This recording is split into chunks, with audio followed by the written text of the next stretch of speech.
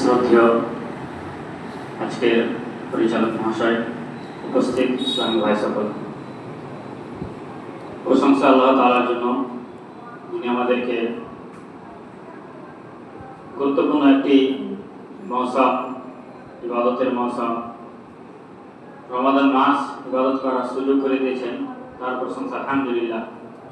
দরুদ ও সালাম অবতীর্ণ হোক আমাদের প্রিয় নবীর উপর সাল্লাল্লাহু আলাইহি ওয়াসাল্লাম। আজকের সাপ্তাহিক ইজতিমায় আমাকে যে বিষয় নিয়ে আলোচনা করতে বলা হয়েছে সেটা হচ্ছে যাকাতুল ফিতরের বিধিবিধান।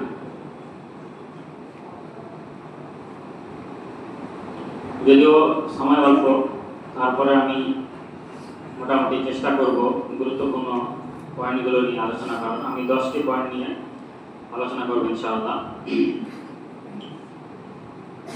যাকাতুল ফিতর রমাদান মাসে একটি অন্যতম ইবাদত, যেটা আমরা সবাই পালন করে থাকি, সবার পক্ষ থেকে এটা পালন হয়ে থাকে।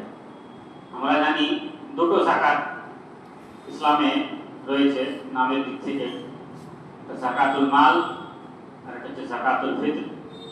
আরও কিছু নাম রয়েছে যদিও। যাকাতুল মাল যেটা সবার উপর ফরজ নয়। এখানে যতগুলো বসে আছি এখানে কিছু লোকের হয়তো উপরে ফরজ, অপরিহার্য, কিন্তু যাকাতুল ফিতর এখানে যতগুলো বসে আছে সবার উপরই ফরজ, এটা কোনো সন্দেহ নেই। আর এমনি আশেপাশে যেখানে দেখে মুসলমান সবার উপর ফরজ।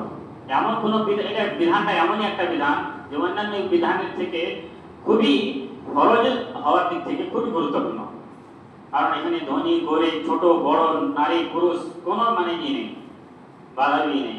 রমাদান মাস রোজা পালন করুক আর না করুক, হ্যাঁ, সবার উপরে এটা বিধান ফরজ হয়ে যায়। তো এই গুরুত্বপূর্ণ একটি ফরজ বিধান, যেটা সম্পর্কে আমাদের ধারণা রাখা, জ্ঞান রাখা অবশ্যই উচিত। যদিও আমরা অনেকে জানি শুনি, কিন্তু তারপরেও আমরা স্মরণ হিসাবে আবার স্মরণ করিয়ে দেব। আর অজানা থাকলে কিছু জিনিস হয়তো জানা হতে পারে।